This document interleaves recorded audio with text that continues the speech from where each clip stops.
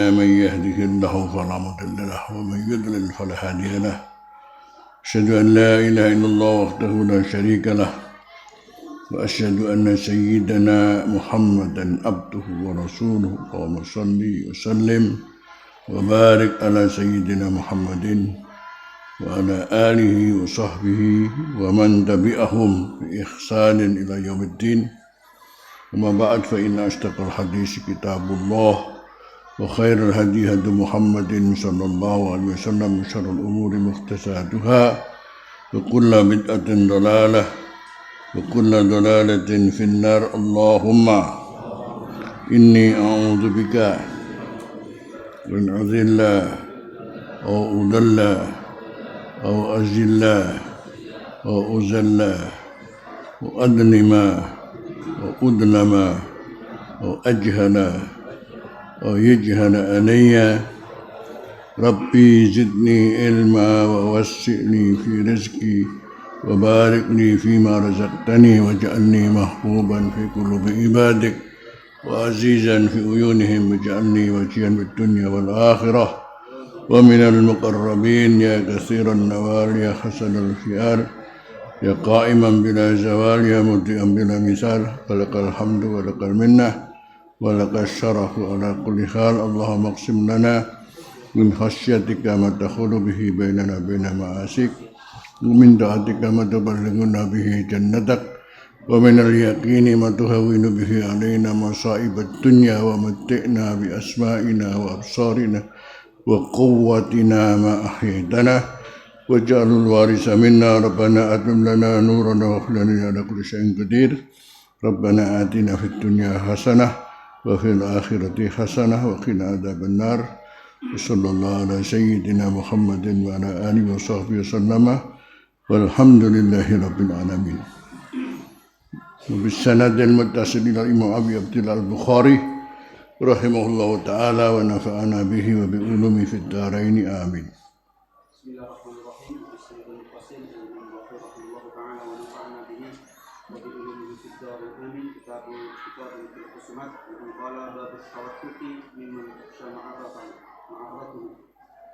وقيد ابن عباس بكلمة على تعليم القرآن والسنن والفرائض. وبه إليه قال حدثنا قتيبة قال حدثنا الليث عن أبي سعيد أنه سمع أبا هريرة رضي الله عنهما يقول بعث رسول الله صلى الله عليه وسلم خيلا قبل نجد فجاءت برجل من بني حنيفة وقال له ثمامة بن أثال سيد أهل يمامة فربطوه بسارية من سوار المسجد فخرج إليه رسول الله صلى الله عليه وسلم قال ما عندك يا ثمامة؟ قال إني يا محمد خير فذكر حديثا قال أطلق ثمامة باب الربط والحبس في الحرم واشترى ابن عبد الحارث دارا للسجن مكة من صفوان بن أمية على أن عمر إن رضي فالبيع بيعه وإن لم يرضى عمر فلصفوان 400 دينار وسجن ابن الزبير بمكة. وبه إليه قال حدثنا عبد الله بن يوسف قال حدثنا الليث قال حدثني سعيد بن أبي سعيد سمع أبا هريرة رضي الله عنه قال بعث النبي صلى الله عليه وسلم خيلا قبل نجد فجاءت رجل من بني حنيفة يقال له ثمامة بن أثال فربطوه بسارية من سوار المسجد. باب الملازمة. بسم الله الرحمن الرحيم. وبه إليه قال باب التوسط ممن تخشى مأرته. Bab at-tawassuk, mengikat, menyancang, atau katakan diborgol, mimman tukhsha ma'ratuh, dari orang yang dikhawatirkan berbuat kerusakannya, dia perlu ditangkap dan diikat. Dan kemarin barangkali panjang sudah saya sampaikan, cuman kita sekarang hari ini kita pelajari dasarnya hadisnya apa. Sangat terkait dengan kisah Sumamah bin Usal.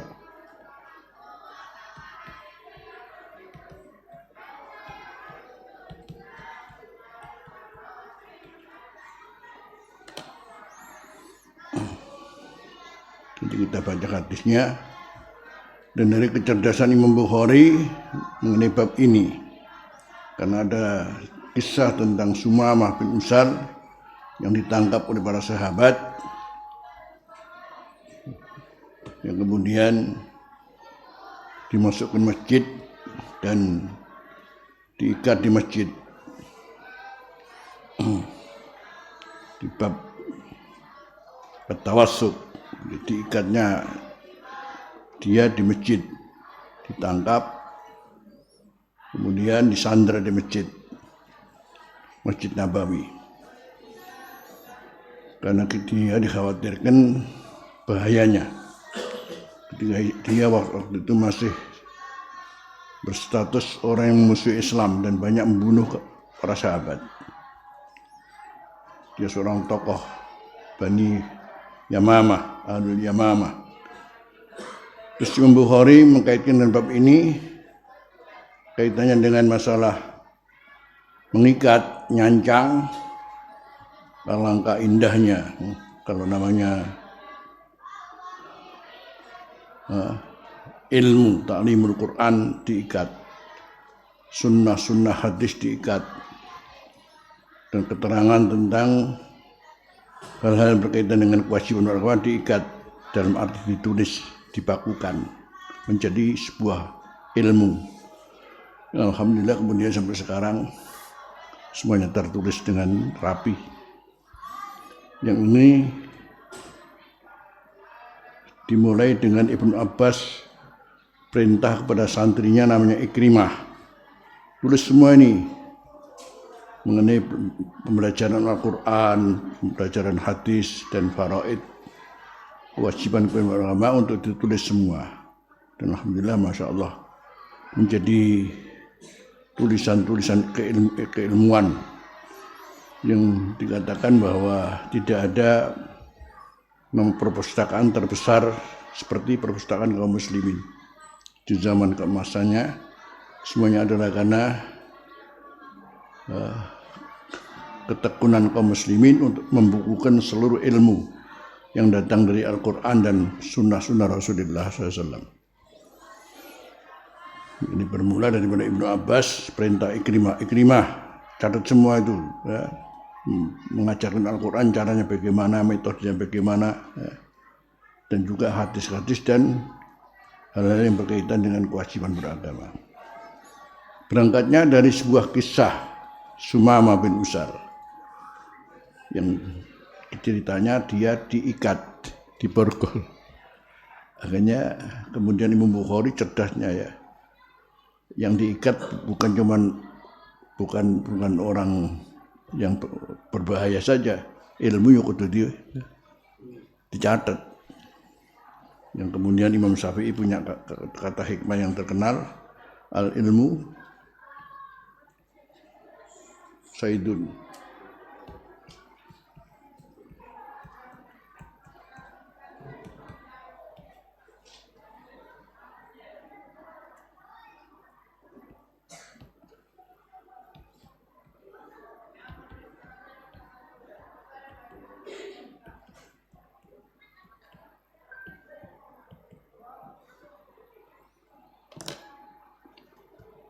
Ilmu itu ibarat hewan buruan, hewan yang diburu, maka kemudian perlu dicatat sebagai ikatannya. Ngaji catatan, masa ngrungono tok, catatan gak hilang. Yitsuyudaka, catat itu atau ikat itu namanya binatang-binatang buruanmu, bil khibaril wasiqah, dengan tali-tali yang kuat. Hadis terkait kisahnya Sumamah oleh Imam Bukhari dihubungkan dengan ngaji ku catatan. Aja dirungono tok ae. Termasuk kan saya sangat inten, ya, nyatetno. Enak sampean karena nyatet tok. Aku sing mutolaah. Ngono. Kene sing mutolaah sing nyatet sing kene ngrungokno tok.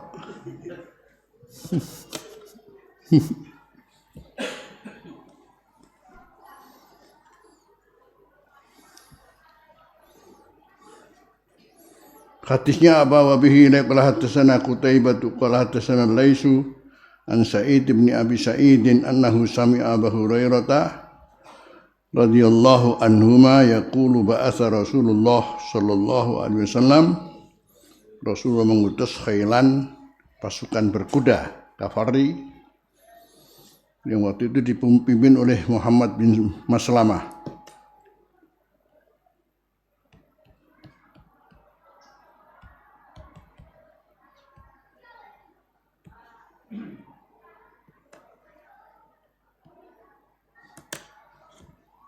Sudah patroli.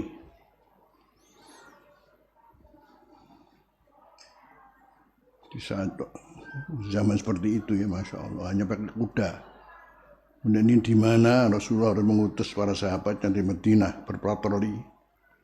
Diutus kemana? Ini diutus ke Najd. Madinah menuju ke Riyadh. Pasukan berkuda ya.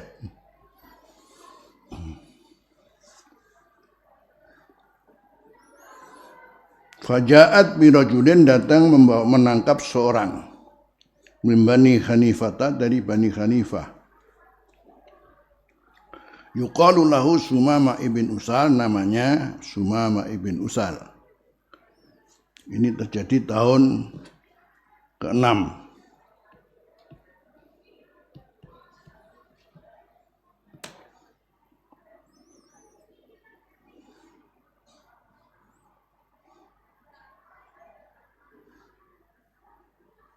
Belum termasuk zaman yang Islam sudah dalam kekuatannya, masih ini terus perang ya. Masih zaman pertarungan. Menangkap seorang min Bani Hanifah yuqalu lahu Sumam bin Usal sayyidu ahli Yamamah, tokoh dari ahli Yamamah, tokoh penduduk Al-Yamamah atau Bani Hanifah. Kalau kita mengenal Bani Hanifah, Al-Yamamah, kita juga mengenal namanya Musailamatul Kadzdzab, seorang yang mengaku jadi nabi. Di zaman Abu Bakar kemudian alhamdulillah ditumpas.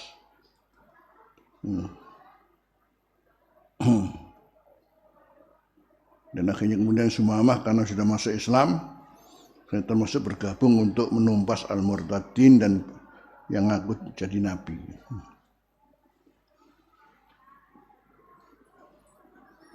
Ketangkapnya di mana? Ini ceritanya Sumam bin Usal ini ketangkapnya adalah justru ketika Sumam bin Usal ini melakukan umroh, tapi bukan umroh ala syariah Islamiyah.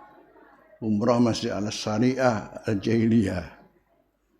Terkait dengan haji dan umrah itu dari dulu sudah ada. Cuman caranya saja sudah tentu dirubah seperti apa ya, yang tidak sejalan dengan syariat kita. Tapi sudah ada. Semuanya ada hanya untuk mengagungkan namanya Ka'bah. Dari mulai Ka'bah seperti apa dikatakan oleh Allah SWT, inna awwala baitin wudi'a lin-nasi lalladzi bi Bakkah. Itu Allah membuat namanya Ka'bah dalam perjalanan sebagai rumah pertama dijadikan rumah peribadatan, tapi kemudian terjadilah pergeseran nilai sampai kemudian bagaimana. Tapi tetap namanya haji dan umrah itu adalah bagian ibadahnya orang siapapun waktu itu, untuk menghormati namanya Ka'bah itu sendiri. Ketangkapnya waktu dia sedang umroh, tapi umroh bukan umroh kita, bukan. Ketangkap dia. Dan dia memang pernah didatangi oleh utusan Rasulullah untuk menyampaikan Islam kepadanya, tapi menentang. Bahkan akhirnya kemudian dengan menentangnya banyak membunuh para sahabat Rasulullah. Ini dia ketangkep. Jadi memang orang ini termasuk orang buronan ini. Ketangkeplah Al-Hasib ini. Farabatu, maka pasukan kuda tadi mengikatnya bisariyatin min sawaril masjid. Dibawa ke Madinah, ketangkapnya tidak diterangkan di mana tempatnya, akhirnya kemudian ditangkap dibawa ke Madinah. Dibawa dimasukkan masjid. Diikat pada tiang di antara tiang-tiang masjid. Faharaja ilahi Rasulullah SAW, keluar kepadanya Rasulullah. Jadi begitu ya, ditangkap, dilepon masjid aja sing enak. Karena dari dimasukin di masjid, kemudian sekaligus kemudian tiap hari orang datang sholat jamaah tahu ya, ada ini orang ditangkap, namanya ada buron ketangkap. Maka keluarlah kepada Rasulullah SAW, qala ma indaka ya Sumamah, ma indak ya Sumamah, apa ada di sisimu, ya, keadaanmu bagaimana dengan ditangkap ini bagaimana? Qala indi ya Muhammad khair, pada saya ya Muhammad khairun, kebaikan. Maksudnya apa kebaikan? Saya baik-baik saja katanya. Menunjukkan dia punya sikap yang waktu itu berarti tidak ada rasa takut, tidak ada rasa seperti apa, atau menunjukkan kelemahannya dia. Saya baik-baik saja saya katanya. Yang diantaranya keterangan khairun itu fadzakarul hadisa, ada yang disampaikan sama dia, ya Muhammad in taktul damin.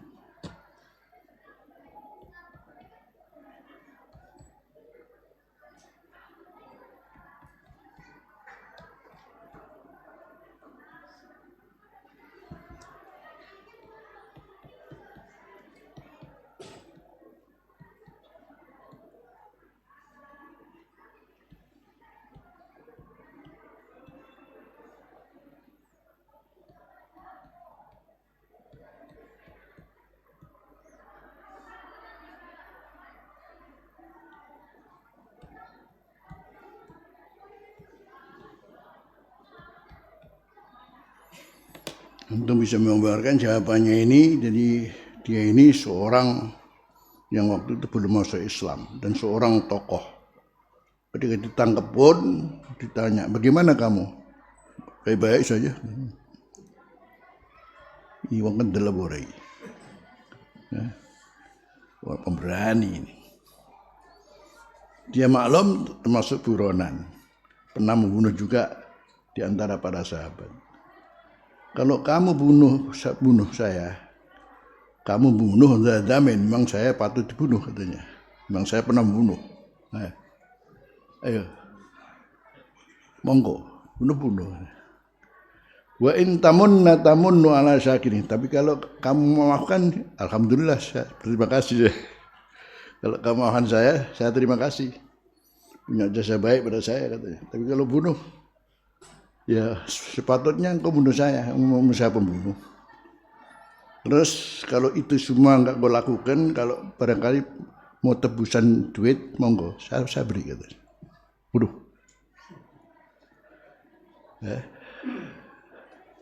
Bayangkan ya, bahasa ini kalau bukan orang-orang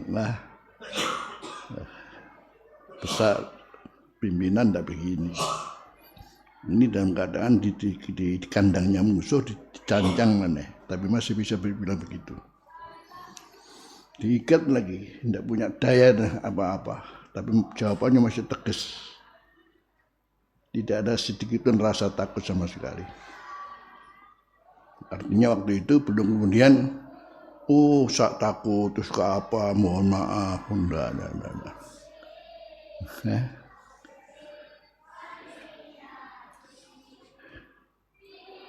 Dan itu pun bukan sehari, makanya dibiarkan Rasulullah. Katakan ketemu pertama 3 hari itu. Tanya, kapan kamu baik-baik katanya. Besok Rasulullah subuh-subuh datang lagi. Ma indaka ya Sumamah? Indi khair, katanya. Baik saya kata. Masih tetap dalam jawabannya seperti ini. Hari ketiga begitu pula. Masih seperti itu. Di samping akhirnya kemudian tujuan Rasulullah, kenapa tidak sekaligus dijawab aja ya? Kenapa nggak dijawab? Bunuh ya dibunuh, atau kemudian dimaafkan, atau kemudian tebusan dibayar? Dibiarkan Rasulullah. Ternyata ada hikmah agar waktu diikat itu paling nggak tahu akan kondisi masyarakat Madinah dengan aktivitasnya. Terutama dia mengamati ketika sholat, Masya Allah, itu mengharukan dia. Sholat dengan rapi, dengan ini tertib ini. Kemudian muamalah kaum muslimin antar yang lain dilihat begitu sangat baik. Paling enggak mempengaruhi dirinya, jadi akhirnya bukan masalah siapa dia, tapi rupanya Rasulullah ingin mengambil hatinya dia. Akhirnya justru 3 hari pola Atriku Sumamah, lepaskan dia. Lepaskan. Ngono.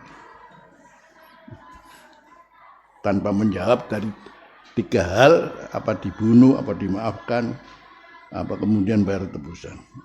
Lepaskan. Mikir dia. Kok wong kene apik ingin. Kok ada orang seperti ini katanya. Jadi ini diplomasinya cukup tinggi. Rasulullah juga orang tahu caranya untuk memperlakukan siapa dia sebagai seorang tokoh besar. Ini harus diambil hatinya ini. Gitu. Lepaskan katanya. Begitu dilepaskan, baru kemudian keluar. Mikir dia. Mikir. Betul-betul dia yang mestinya dalam keadaan bahaya. Jadi malah kemudian justru hidayah diturunkan Allah pada waktu itu. Akhirnya kemudian balik, keluar dari masjid, kemudian balik, mikir-mikir. Langsung kembali lagi, asyhadu an la ilaha illallah wa asyhadu anna Muhammadar Rasulullah. Masya Allah ya. Dan dia bilang, ya Rasulullah, tidak ada wajah paling saya benci seperti wajahmu. Tapi sekarang tidak ada wajah yang aku paling cintai daripada wajahmu. Tidak ada agama yang paling saya benci seperti agamamu. Tapi sekarang justru agamamu lebih saya cintai. Tidak ada negeri yang paling saya benci daripada negerimu.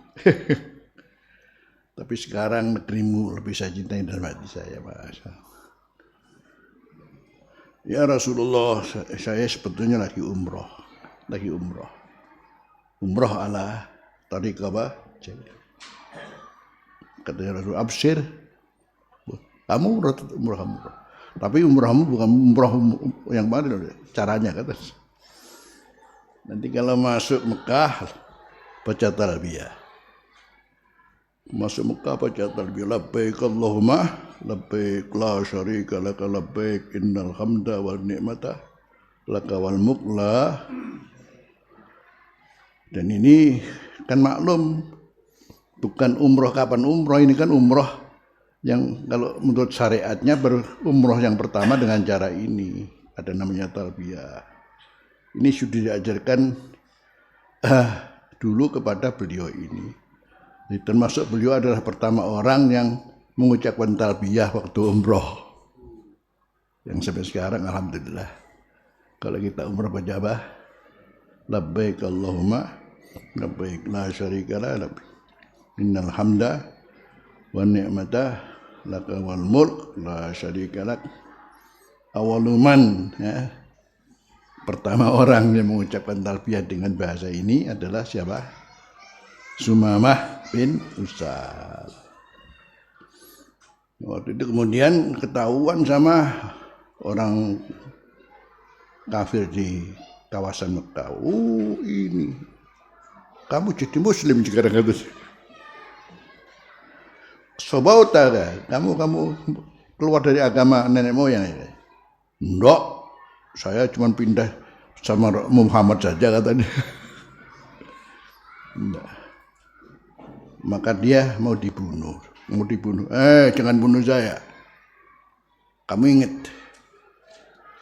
namanya gandum yang datang ke Mekah itu dari mana ya? Disuplai dari mana? Kan dari kami kan? Dari Yamamah katanya. Ya, untuk gandum yang datang di Mekah itu kan alur perdagangannya kan dari Yamamah. Kalau kamu bunuh saya stop katanya. Biar kelaparan kamu katanya. Gak berani akhirnya. Stop terus. Dia tokoh, dia kan pimpinan. Kamu bunuh saya stop namanya pengiriman gandum ke Mekah katanya.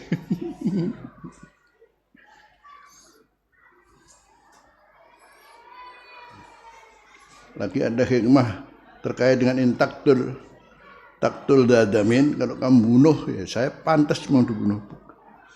Bukan masalah itu, sebetulnya ada lain hikmahnya. Sebab kalau dibunuh itu nanti permasalahannya besar. Artinya namanya dibunuh itu seorang tokoh, nanti kemudian justru terjadi namanya pembalasan dari kaumnya. Berat itu juga, karena sudah menjadi kebiasaan kalau ada dibunuh tuh pembelaan dari kaumnya itu kan lebih besar, jadi kacau. Tapi alhasil ini adalah sebuah cerita yang akhirnya oleh para ulama jadi mengandung banyak pelajaran luar biasa. Yang terpenting adalah Rasulullah bisa bagaimana menyikapi orang seperti ini, yang terkait dengan Anda ketika dengan siapa saja itu, mesti Anda harus tahu kedudukan dia. Anzilin nasabah manazilahum. Jadi dudukkan seorang sesuai dengan kedudukannya. Makanya diplomasinya Rasulullah luar biasa ya.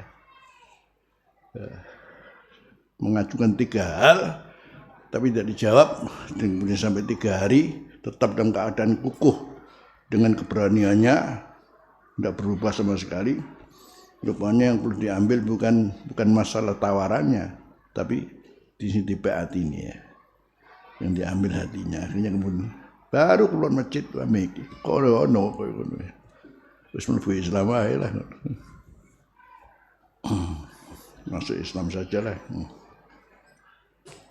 Akhirnya di saat-saat yakni di akhir kehidupan Rasulullah banyak orang murtad atas pengaruh khususnya di Al-Yamamah, banyak orang murtad. Nah, di antaranya ada yang ngaku-ngaku nabi namanya siapa? Musailimatul Kadzdzab. Pengaruh itu membuat banyak yang memurtad, yang akhirnya kelanjutannya kan ada perang dengan murtadin di zaman Sayyidina Abu Bakar As-Siddiq gitu. Termasuk beliau akhirnya termasuk orang yang menumpas para murtadin, dan termasuk juga bergabung untuk membunuh namanya Musailimatul Kadzdzab. Ini adalah kisah Sumamah bin Usal.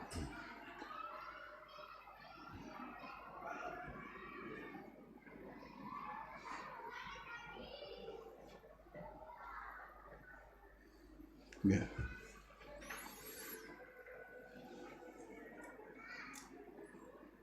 Masih dalam hadis ini akhirnya Bukhari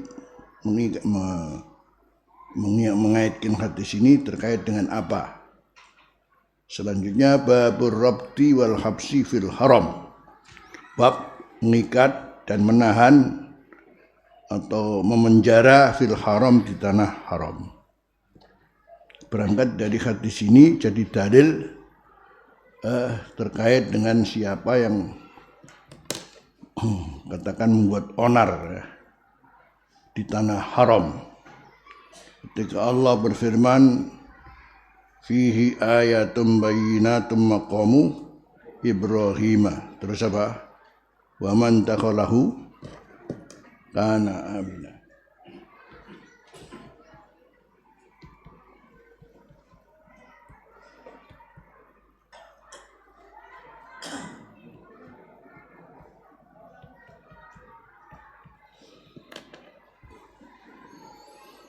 Inna awwala baitin wudi'a lin-nasi lalladzi bi Bakkata mubarakah fihi ayatun bayyinatun maqamu Ibrahim wa man dakhalahu kana amina.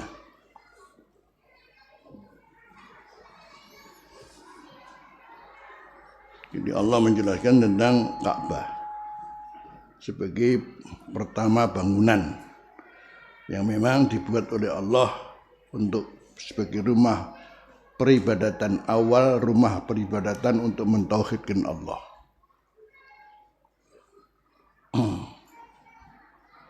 Yang selanjutnya kemudian 40 tahun selanjutnya kemudian terbangunlah Masjidil Aqsa setelah 40 tahun. Jadi sudah menjadi skenario Allah Ta'ala untuk menentukan agama yang mesti harus kamu terima sebagai agama yang benar itu apa. Islam itu jauh-jauh ya. Sampai rumah peribadatannya pun juga dibuat oleh Allah. Bentuknya seperti apa ya Ka'bah itu. Artinya pondasinya dimulai zaman Nabiullah Adam. Kelanjutan pembangunan di zaman Nabi Ibrahim ya. Dan kemudian secara sejarah histori betul orang akan bisa melihat di sana ada makam Ibrahim. Jadi ada petilasannya lah.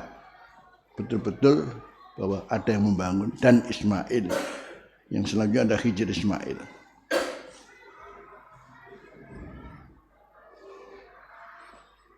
Riwayatnya 40 tahun selanjutnya Allah membangun namanya Masjidil Aqsa. Terkait dengan bahwa nabi-nabi dari Bani Israel. Yang selanjutnya perjalanan dakwah Islam di bawah Rasulullah SAW, akhirnya wujudlah Rasulullah harus hidup di Madinah dengan membangun Masjid Nabawi. Ya, kan begitu kan ya. Untuk diketahui ini adalah sebutlah rumah-rumah peribadatan ya. Yang selanjutnya secara umum namanya Innal Masajida Lillah. Dimulai Masjidil Haram, Masjidil Haram, kemudian apa? Al-Masjidil Aqsa seiring dengan wujudnya para nabi di Yerusalem. Kemudian perjalanan dakwah Islam ini dipungkasi Rasulullah dengan perjuangan yang kita maklumi, wujudlah Al-Masjid Nabawi. Ya. Selanjutnya bicara rumah peribadatan, akhirnya seluruh masjid di dunia, ya kan gitu kan ya. Urutannya begitu. Ada hubungan dengan hadis la tusaddur rihalu illa ila salasati masajidah. Al-Ka'bah wa masjidi hadza wal Masjidil Aqsa. Kalau Anda ingin kemudian satu saat harus memaksakan diri pergi. Kenapa? Mungkin karena nadar atau apa ya. Dan itu wajib hukumnya. Dan harus betul-betul dilaksanakan. Apalagi karena nadar umpamanya. Aku nadar. Kalau saya urusan saya ini beres, saya akan apa? Kenapa? Akan umroh ke Masjidil Haram, Masjid Nabawi. Lepas daripada 3 masjid ini, akhirnya sementara yang ada kendala kan mana? Masjidil Aqsa. Rupanya Allah membuat caranya begitu. Untuk menguji keimanan tentang bagaimana Masjid Aqsa ini jangan sampai kemudian punah. Yang ada rencana oleh Israel dikuasai dan akhirnya menjadi kuil Sulaiman yang akan dibangun ya. Mau Masjid Al-Aqsa mau diratakan itu dalam rangka perluasan Israel Raya. Nggak ada Masjid Al-Aqsa, nggak perlu. Tapi yang korek nanti ono itu ya orang Islam kabeh perang daftar kabeh gitu. Betul kan kita jangan main-main kalau usah ini. Sekarang sudah direncanakan bagaimana, Masya Allah, di dalamnya itu sudah ada terowongan-terowongan, katanya menembus kuil Sulaiman katanya. Itu kalau sudah mereka kuasai semua, nanti Masjidil Aqsa dirobohkan itu. Saat itulah kemudian kaum muslimin harus perang sama Yahudi itu kan ya. Kan jadi begitu kan. Sekarang ini sudah ada tanda-tanda ke sana kan. Maunya ingin menang. Ya. Tapi ya masih ada kendala. Buktinya orang Gaza masih bertahan ya.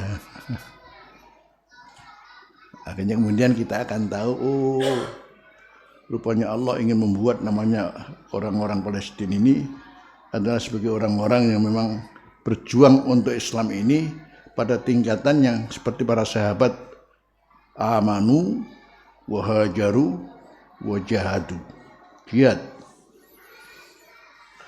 Artinya nilai jihad fisabilillah kalau bicara sekarang siapa mereka mujahid itu? Ya orang Palestina, orang Indonesia.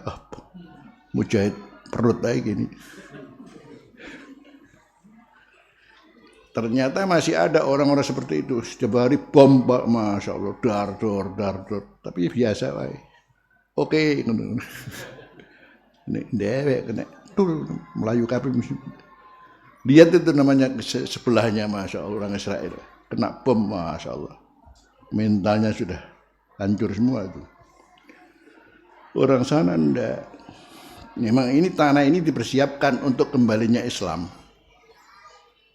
Kembalinya Islam yang nanti seiring dengan datangnya Imam Mahdi dan Nabiullah Isa. Kan gitu kan.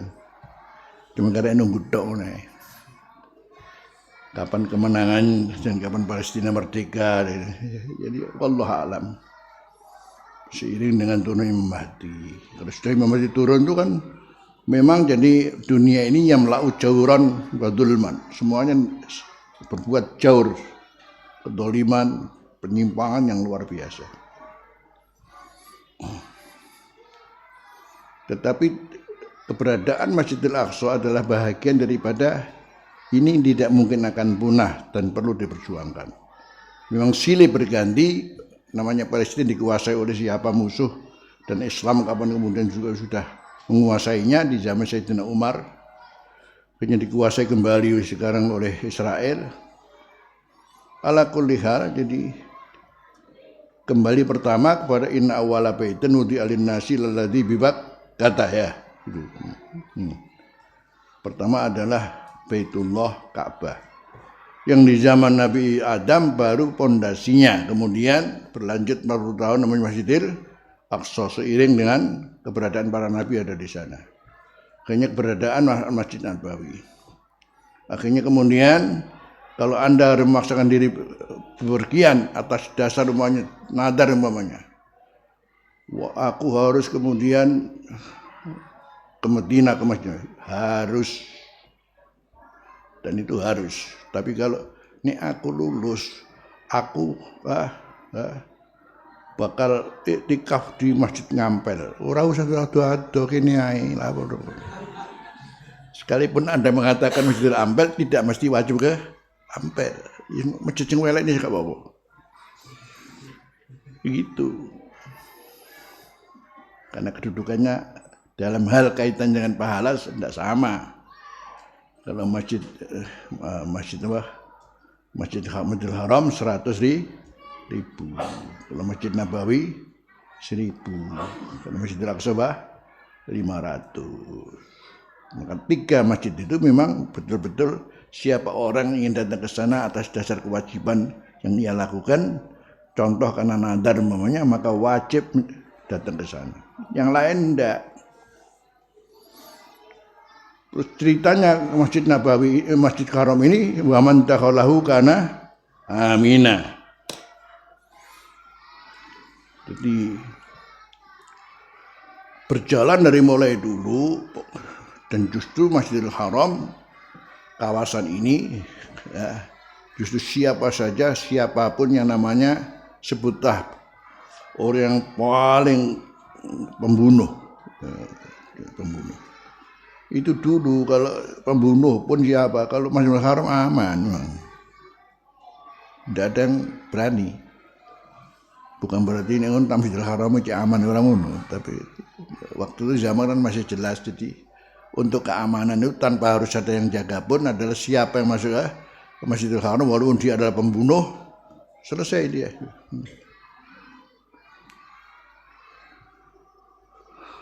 Selesai. Makanya istrinya ketika Rasulullah memenangkan namanya Fathu Makkah itu, hanya ada sehari itu walaupun seorang kafir yang Rasulullah mengumumkan ada 11 orang ini harus dicari, harus ditangkap 11 orang ini. Walaupun bergelantungan dengan Ka'bah, bunuh dia. Untuk hari ini boleh. Gitu. Hari boleh. Itu kan berarti dihalalkan cuma hari itu saja. Sebegitu cara Allah SWT untuk apa? Untuk kemudian memberikan penghormatan terhadap ini adalah bumi pilihan Allah, di mana ada Ka'bah. Kan inna awwala baitin wudi'a lin-nasi alladzi bi Bakkata mubarakah sampai seperti itu. Akhirnya wa man dakhalahu kana amina.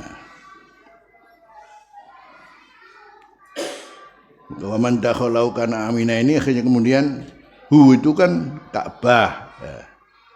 Bisa jadi namanya kadang Ka'bah dimaksudnya adalah Masjidil Haram. Kadang Masjidil Haram diartikan Ka'bah.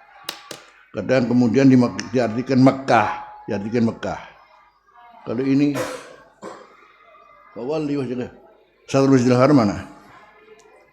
Apa mana?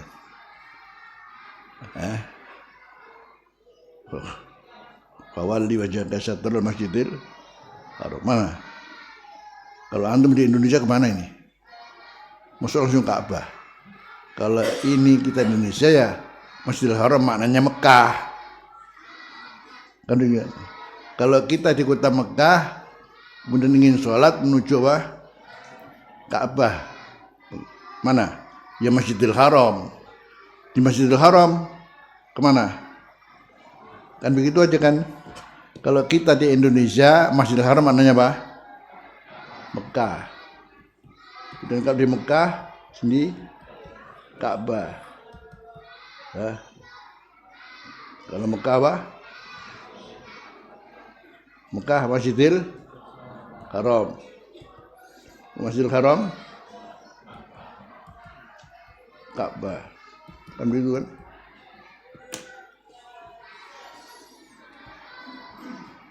Akhirnya kemudian secara umum akhirnya keamanan itu akan terjamin paling enggak kalau masuk Masjidil Haram.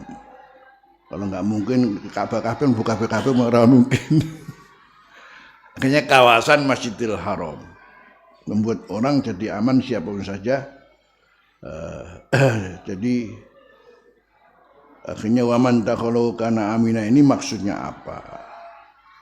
Akhirnya demi menghormati namanya kawasan ini, maka orang siapapun kalau masuk di situ dia aman. Dia aman. Nah, ketika namanya ada pernah Rasulullah menghalalkan hari ini boleh menangkap siapapun membunuh, itu kan cuma hari itu saja ya. Ala kulli hal secara umum jadi keamanan betul-betul dijamin oleh Allah di sini. Demi untuk menghormati Ka'bah ini sendiri. Dan menghormati namanya pertama rumah yang dibangun untuk peribadatan umat manusia ya. Daerah yang aman sentosa. Ya. Akhirnya kemudian bagaimana terkait dengan Masjidil Haram kalau ada namanya pembunuh.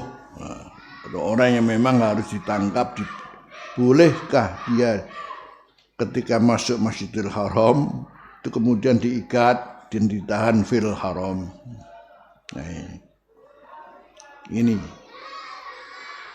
Sementara Allah berfirman wa man dakhalahu kana amina.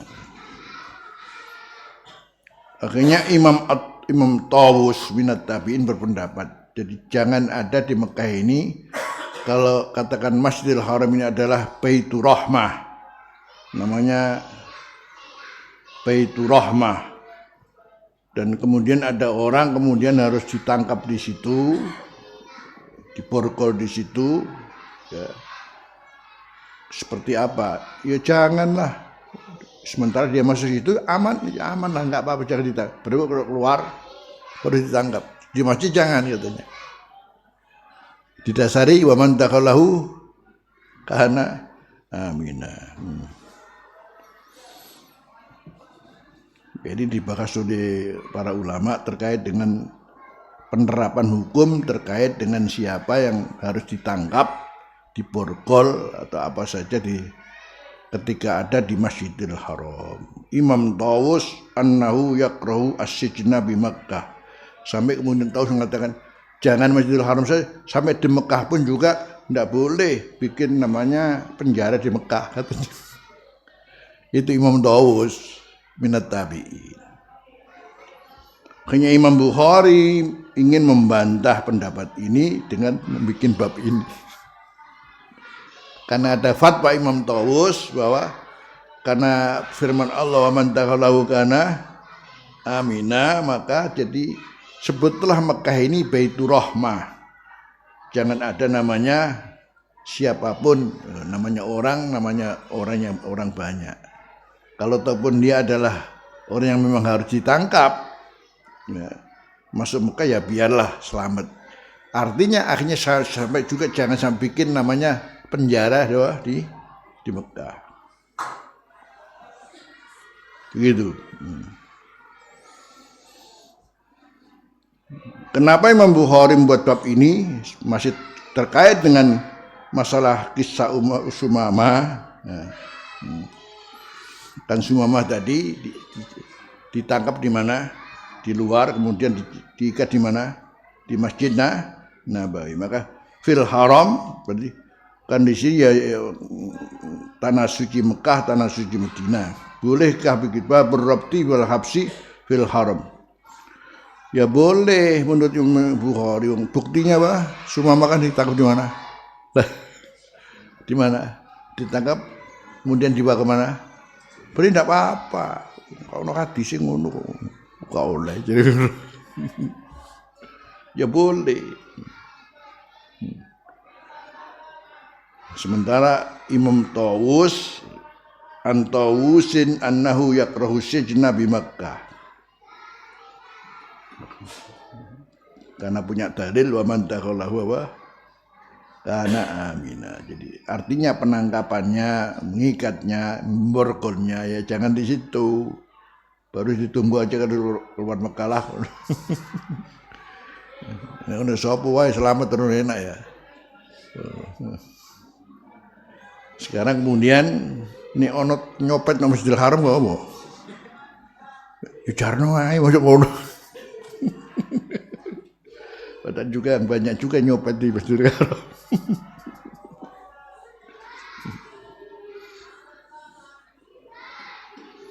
Ala kulli hal, ini masalah fikih, masalah ijtihad. Makanya Imam Bukhari ingin menjawab boleh dianggap tidak apa-apa. Kalau sudah bicara masalah keamanan, kenapa sih?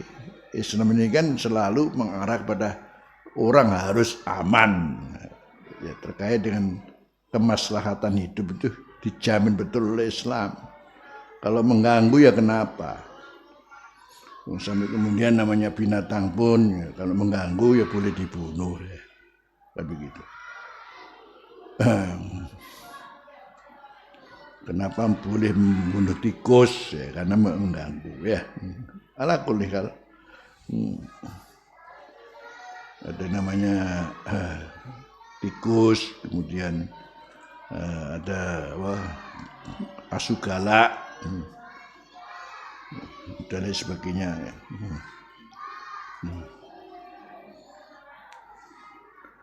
Walhasil babur rabti wal habsi fil haram maknanya berarti boleh. Dalilnya lagi wastara Nafi ibnu Abdul Haris darun sijni di Makkah. Membeli Nafi bin Abdul Haris darun rumah untuk penjara di Mekah. Nafi ini siapa? Huwa sahabiyun.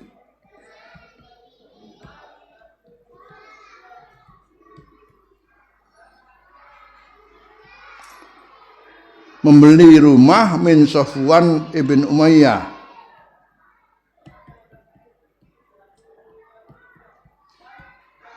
sahabiyun.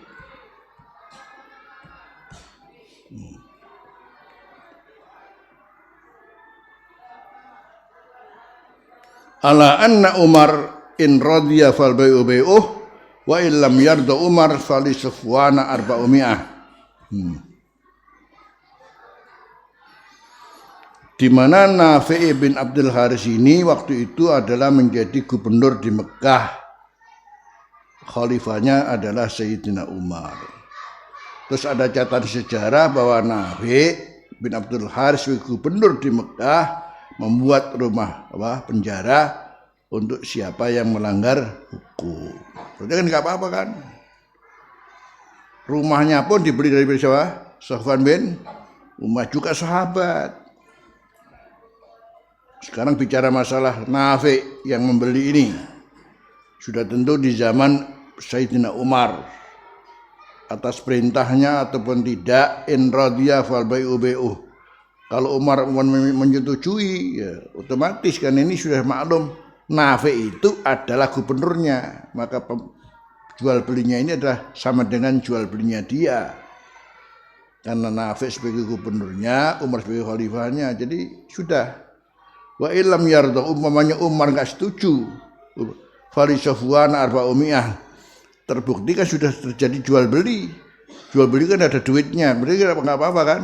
Buktinya Nafi' membeli rumah untuk dibuat penjara dari Sufwan menerima duit arba'umi'ah, 400 dinar atau dirham atau dinar.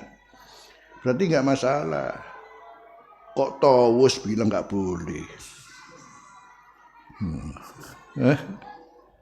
Wasajana Ibnu Zubair di Makkah, dan Ibnu Zubair waktu sebagai penguasa di Mekah pun pernah juga kalau ada orang melanggar hukum juga dimasukkan penjara di Mekah. Subhanallah ya. Hanya karena waman takhala apa? Karena aminah menjadi hukum fikih yang berbeda ya. Balik lagi, akhirnya Imam Bukhari menyampaikan hadis apa?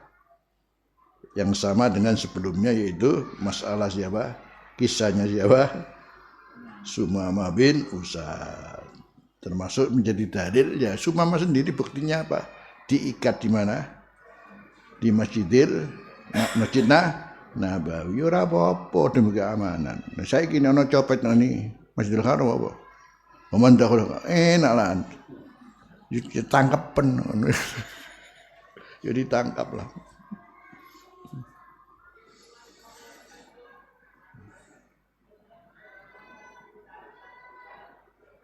Masya Allah.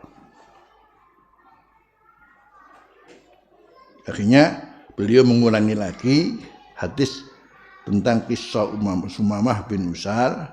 Makanya diantaranya Bukhari itu cerdasnya itu satu hadis mungkin menjadi 7 bab. Dan cerdasnya Bukhari.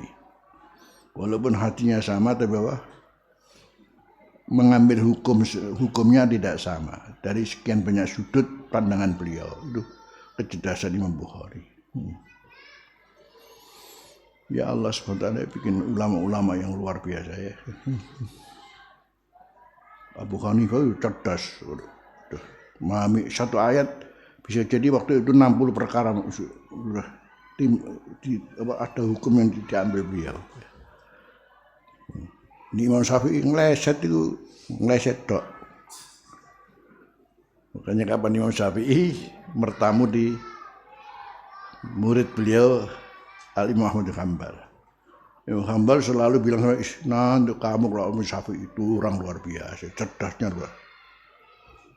Syafi'i terus cerita Syafi'i ya.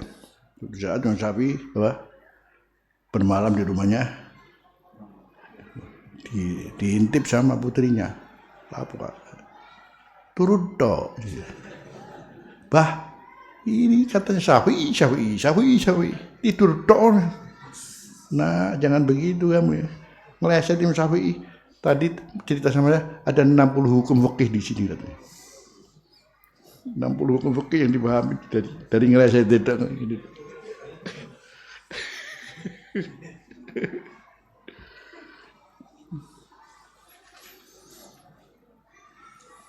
Subhanallah.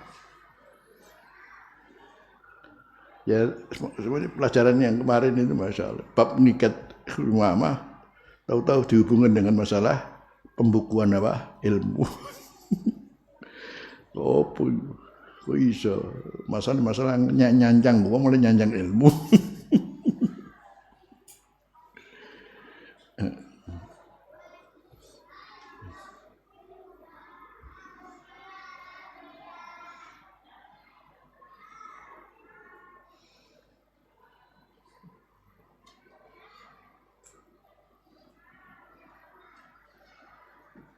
Makanya jadi kita bisa melihat bagaimana ilmu tersebar dari dua dasar Quran hadis ini menjadi kemudian berapa juta kitab ya. Yang ada istilah namanya qalamun sayyar. Ulama itu kalau nulis gini jadi gak kayak sekarang kan. Referensinya apa kok ngono. Di qalamun sayyar ini kolam terus berjalan gitu. Jadi begitu tak gini, terus jalan. Nah, itu semuanya isi tak. Kalau skripsi kan lain.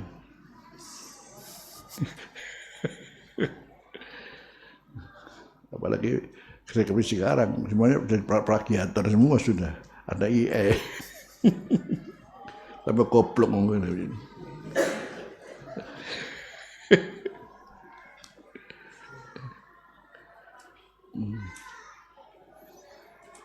Jadi akhirnya namanya ada waridat karena ketakwaan mereka itu wattaqullah yu'allimukumullah. Takwa kepada Allah maka Allah memberikan ilmu sebanyak-banyaknya. Bayangkan yang seorang nulis Fathul Bu'us Sarnya Al-Bukhari 25 jilid. Ini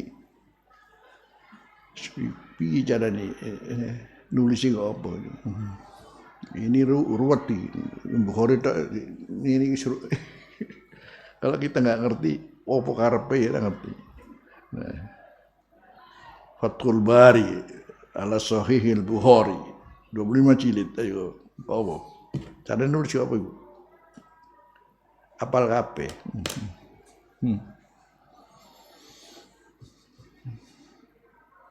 Saya lihat Abuya saja heran. Abuya itu martabatnya sekian. Terus sudah perintah gitu. Oh ini kitab itu kono. Ini enak gak usah ini. Kono. Bagi. Jadi tempatnya di mana, kemudian kamu lihat di mana. Maka dalam waktu singkat itu sudah terbukukan sekian lembar. Itu baru Abuya itu.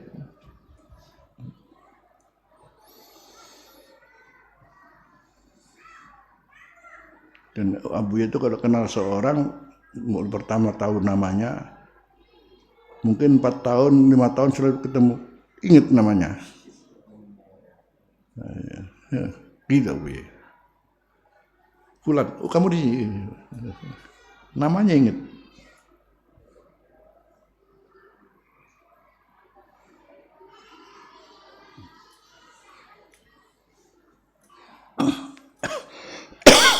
Alhasil Imam Bukhari ingin mengulangi hadis ini dalam hukum yang berbeda terkait dengan beliau ingin membantah, menyanggah pendapatnya siapa?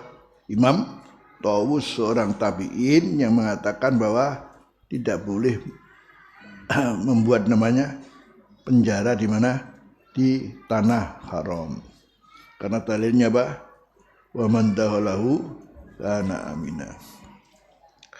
Wa bihi qala hadatsana Abdullah ibn Yusuf qala hadatsana Laits qala hadatsani Sa'id bin Abi Sa'id annahu sami'a Abu Hurairah radhiyallahu anhu qala ba'asan nabiyyu sallallahu alaihi wasallam hailan qibala Najd. Tadi hadis tadi sama. Wa ja'at bi rajulin, kemudian pasukan kuda tadi membawa seorang min Bani Hanifah yuqalu lahu Sumamah bin Usal, namanya Sumamah bin Usal. Farabatu, dan pasukan ini mengikatnya, memborgolnya bisariyatin min sawaril masjid, diikat di namanya tiang di antara sekian banyak tiang-tiang Masjid Nabawi yang tadi cerita seperti itu. Kemudian Rasulullah mendatanginya, menanyakan tadi itu, ma indaka ya Sumamah, qala indi ya Muhammad khair, yang tadi apa saja, dan selanjutnya tadi sama juga. Dua hadis tapi dalam bentuk namanya bab yang berbeda. Ini adalah di antara kecerdasan Al-Imam Al-Bukhari rahimahullah ta'ala. Wa la ilaha illa anta astaghfiruka wa atubu ilaik.